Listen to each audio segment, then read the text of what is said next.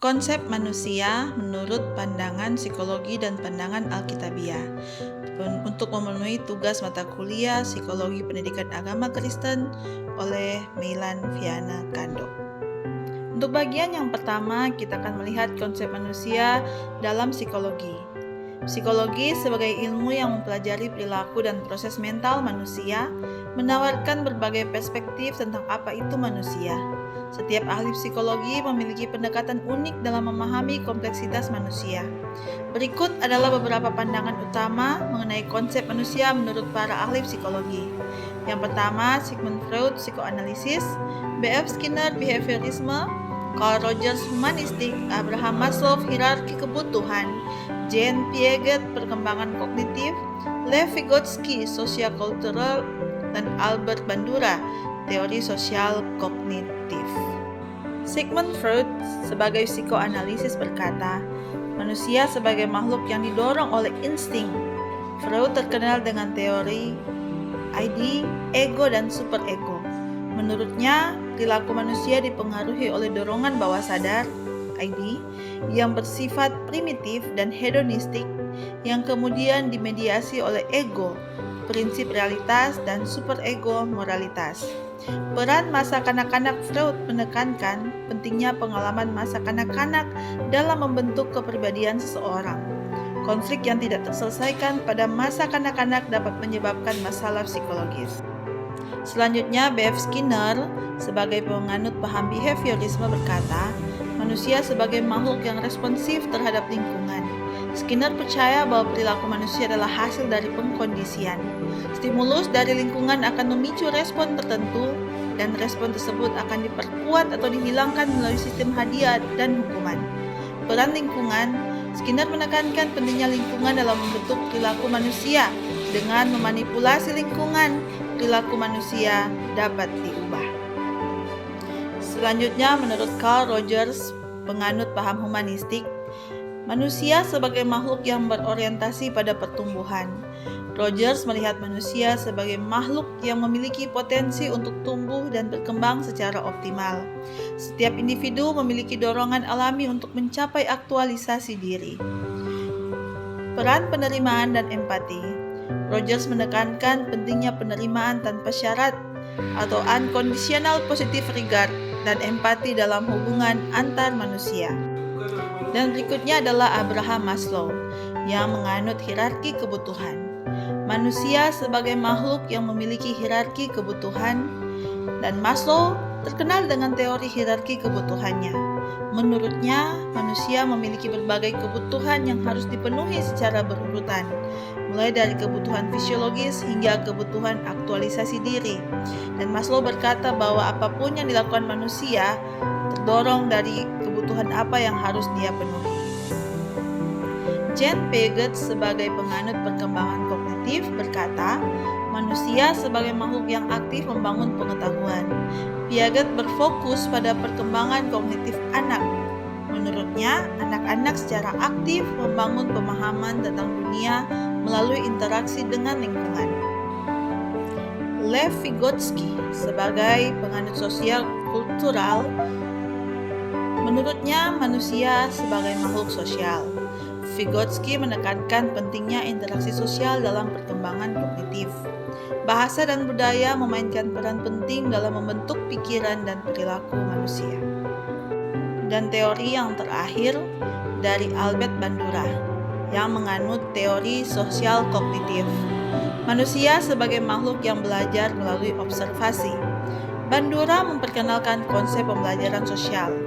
Menurutnya, manusia belajar banyak hal melalui observasi terhadap perilaku orang lain. Berdasarkan pendapat para ahli tersebut, maka secara garis besar psikologi memandang manusia sebagai satu makhluk biopsikososial. Manusia adalah makhluk kompleks yang dipengaruhi oleh faktor biologis, yaitu genetik dan hormon, kemudian faktor psikologis, yaitu pikiran, perasaan, dan perilaku, serta faktor sosial, yaitu interaksi dengan orang lain dan budaya yang dianut. Yang kedua, manusia sebagai makhluk yang berkembang. Manusia mengalami perkembangan sepanjang hidupnya, mulai dari bayi hingga dewasa dan tua. Perkembangan ini meliputi aspek fisik, kognitif, sosial, dan emosional. Selanjutnya yang ketiga, manusia dipandang sebagai makhluk yang aktif. Manusia tidak hanya merespon lingkungan, tapi juga secara aktif membentuk lingkungannya. Kita memiliki kemampuan untuk berpikir, belajar, dan membuat keputusan. Dan yang keempat, manusia adalah makhluk yang unik. Setiap individu memiliki karakteristik yang unik, baik dari segi genetik maupun pengalaman hidup. Demikianlah kita telah melihat konsep manusia menurut psikologi. Dan saat ini kita akan melihat konsep manusia dalam Alkitab.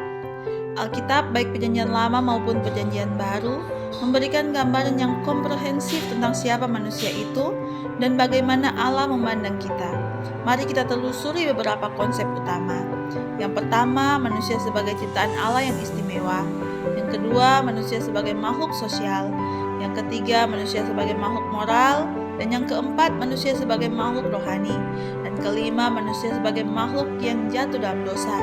Dan yang terakhir, manusia sebagai makhluk yang dapat ditebus. Konsep yang pertama, manusia sebagai ciptaan Allah yang istimewa.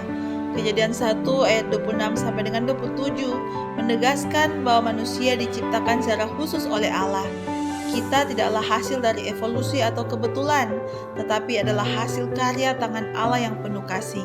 Kita diciptakan menurut gambar dan rupa Allah yang menunjukkan bahwa kita memiliki nilai dan martabat yang sangat tinggi.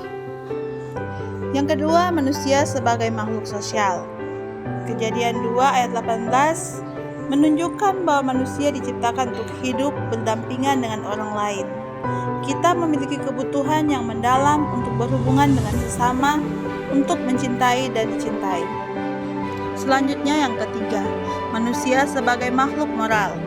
Roma 2 ayat 14 dan 15 menunjukkan bahwa manusia memiliki kesadaran akan benar dan salah. Kita memiliki hati nurani yang berfungsi sebagai kompas moral yang membimbing kita untuk berbuat baik dan menjauhi hal yang tidak berkenan kepada Allah. Selanjutnya yang keempat, manusia sebagai makhluk rohani. 1 Tesalonika 5 ayat 23 menyatakan bahwa manusia terdiri dari 3 bagian, roh, jiwa, dan tubuh.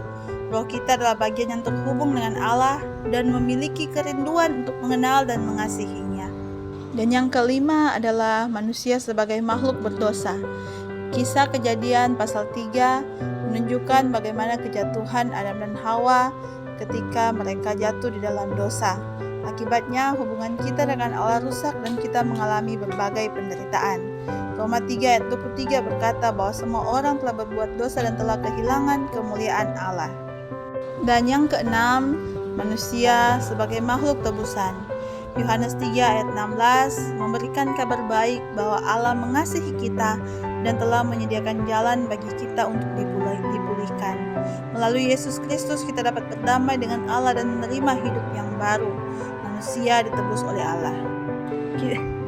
Kita telah melihat konsep manusia menurut psikologi, dan saat ini kita juga sudah melihat bagaimana konsep manusia berdasarkan Alkitab.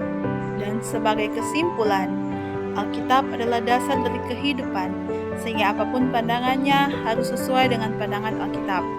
Konsep manusia menurut psikologi dapat diterima oleh orang Kristen selama hal tersebut tidak berlawanan dengan konsep manusia dalam Alkitab. Karena Alkitab adalah firman Allah, dan yang kita percaya Alkitab tidak pernah salah. Konsep manusia menurut psikologi saling melengkapi dengan konsep manusia yang ada di dalam Alkitab.